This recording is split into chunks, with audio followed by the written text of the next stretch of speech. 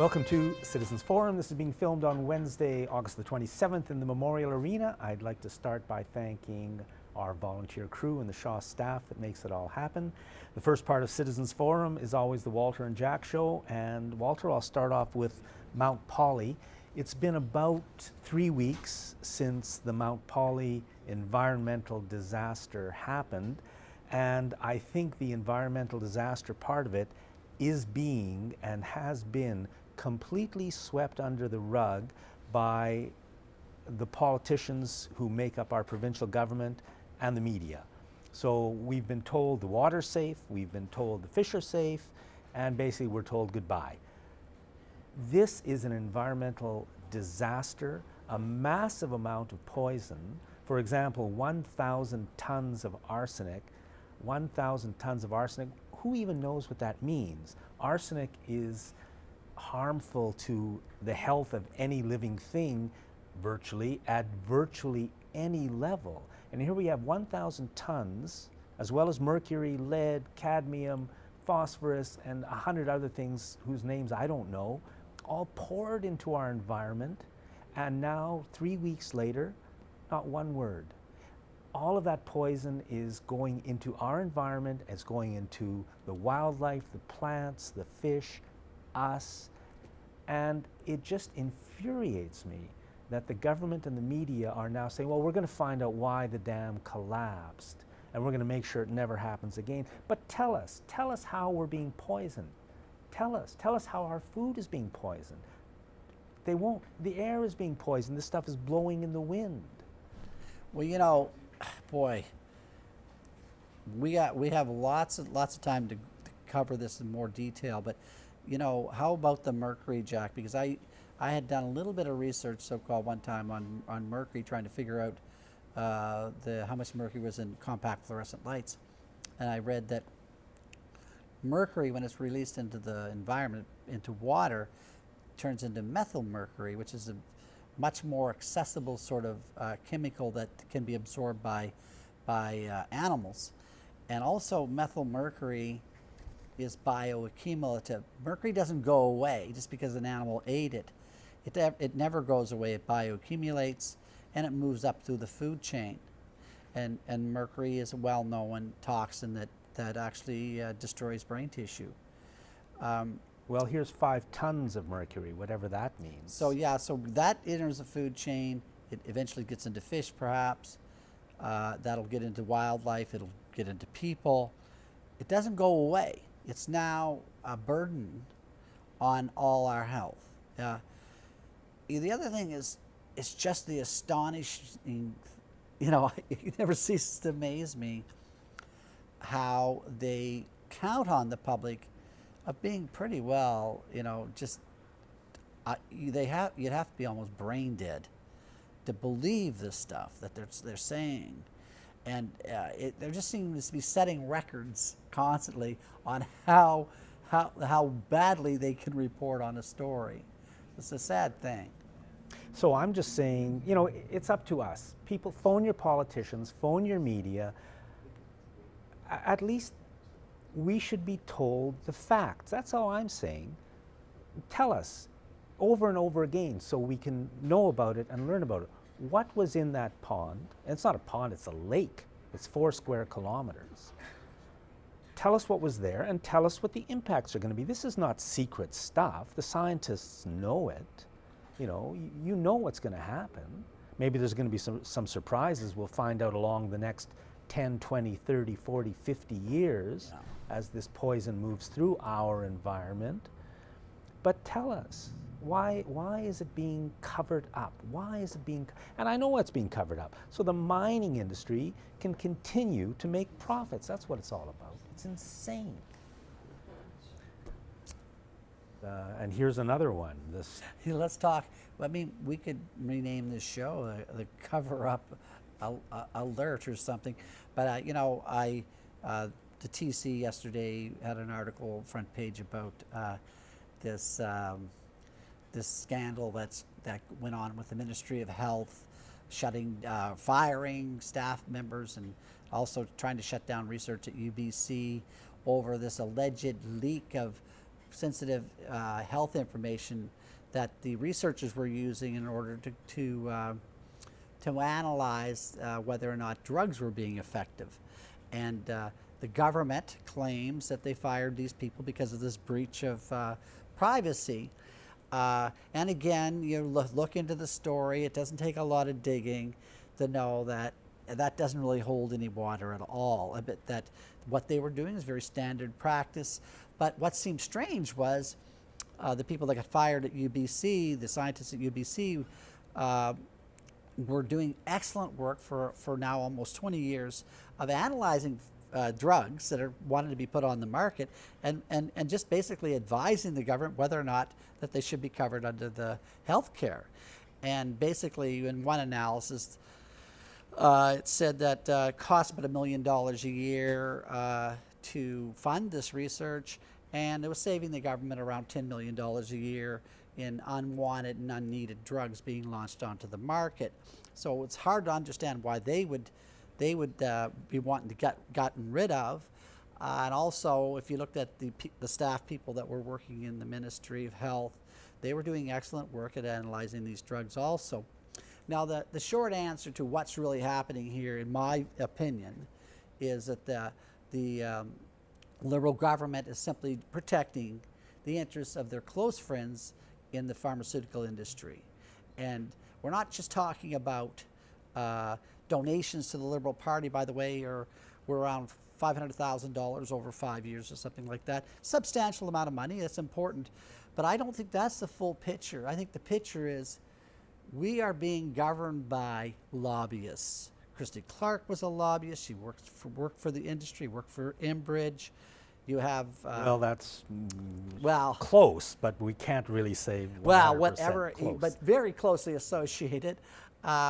We have, like Minister Fassbender for the Minister of Education, also a lobbyist. I think the real issue, and by the way, with this pharmaceutical industry, it's around $1.5 billion a year. The great thing is in British Columbia, we have the best record in Canada for provincial government of not introducing drugs that are harming people, because a lot of the drugs that do get introduced harm people and kill them. So we're saving lives by not introducing these drugs. But the profits are down in British Columbia because the big pharmaceutical companies want these products launched on the market. Whether or not it harms people or not doesn't seem to be an issue. It's just a bottom line is profits. And in my analysis, I always said the government is the corporation. The only way to look at the way the Liberals operate, and as far as I'm concerned, the NDP, is they operate like it is a corporation. The ministers are window dressing, more or less. The deputy ministers are the ones that are really pulling the strings behind the scenes, and the staff and the bureaucracy in these ministries have been there for years and years. They're very closely associated with these industries, and a lot of them, there's a revolving door in and out of government. And the bottom line to me is that the public has to understand that it's not a mystery, Jack. The bottom line is money, big pharma taking control of our government, and we should stop that. All these things that have happened recently with the government paying off these lawsuits and saying, oh, firing these people were a mistake, but we really don't know. They never really gave us an explanation of why they were fired in the first place. The breach of information usage and privacy really wasn't true. So you're saying they were fired, the whole thing happened because the pharmaceutical industry wanted all of these tests shut down. Because they wanted these tests to go away. They wanted these people to go away. They're cutting into their bottom line. And that's the way, in my opinion, this story should be viewed. And if the Times columnists or any of these other news outlets really wanted to be truthful and really allowed their reporters to do their job, because I think most of these reporters know what's really gone on. Well, I've got exactly the same opinion, that it was, they were fired and the thing was shut down in order to protect the interests of the pharmaceutical industry. So I saw that story in the TC also, and I read through it waiting to even have inclination, a glimpse, a suggestion that that was the story, but I don't think I saw that. All I saw was, oh yeah, somebody made a mistake, we're sorry, you know, we'll pay you off. Well, I mean, I'm speculating too. I can't bring forward to you this hard evidence. But, you know, if you look at what's happened and what's transpired, and, you know, how, you know, by thinking these things through, the story does not work the way it's being told right now. There's just those huge gaps in the government's story. Why are they paying off all these people that they fired and saying it was a mistake? Well, but guess what? We'll never know, because those people are all being paid not to talk. That's right. And that's, you know, it just goes on. And these are the fundamental problems. I mean, we've got to solve the problems. And the problems are, we need a media that's telling us the truth, and we need a more democratic system of government so that our politicians can't screw us anymore, but they've got to start to work for us. I mean, we're talking life and death. The Mount Poly thing is life and death. Fukushima is life and death. Poverty and homelessness is life and death. Our healthcare system is life and death. And none of these things are working on our behalf. Everything is controlled from above by this small group of lunatic corporations and their ownership. And they're doing very well. They're rolling in money and wealth and power. But the people of Canada are out of the loop, and we can't have that anymore. I just want to mention very quickly amalgamation. The question that is being asked in Victoria about amalgamation is this: are you in favor of reducing the number of municipalities in Greater Victoria through amalgamation? I'll read it one more time. Are you in favor of reducing the number of municipalities in Greater Victoria through amalgamation? As I said last week, I could answer yes to that question, but they've got to ask us the second question: do you want Victoria to amalgamate? The people of Victoria should be asked that question. And to that I'd say no. And, you know, let people vote as they want. But to me, it seems like the question is set up to get a yes answer, and then they'll pretend that that means everybody wants amalgamation. And I'm sick and tired of the politicians doing that to us. Provincially, federally, municipally, they're all the same.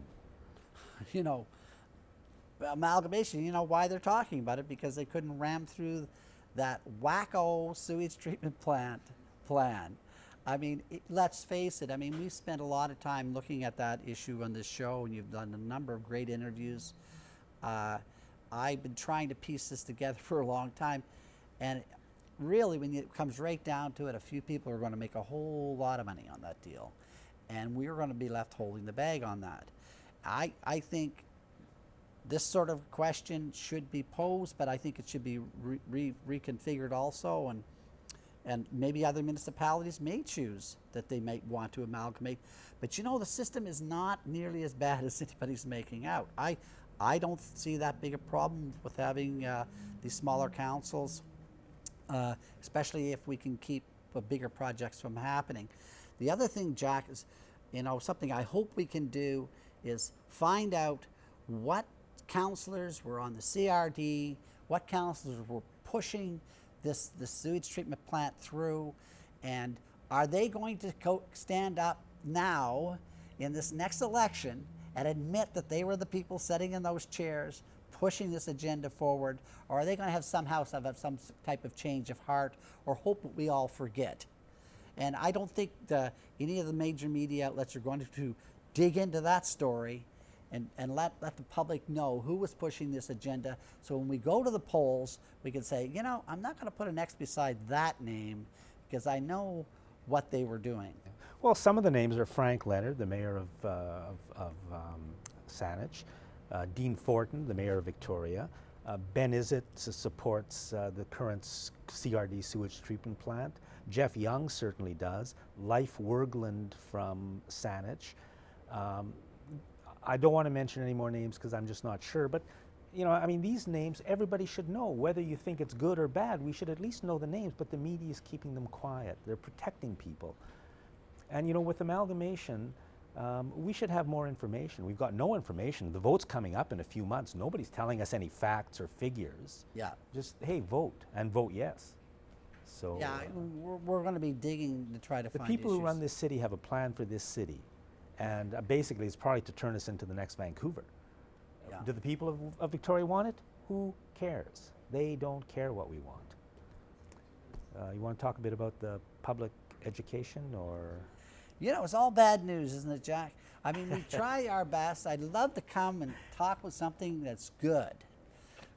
You'd think that somebody would do something good even by accident, but they work very hard at not doing anything any good. Now, of course, the teachers are. This is one of the biggest struggles between any entities in our province. This is what's happening between the teachers and the government right now.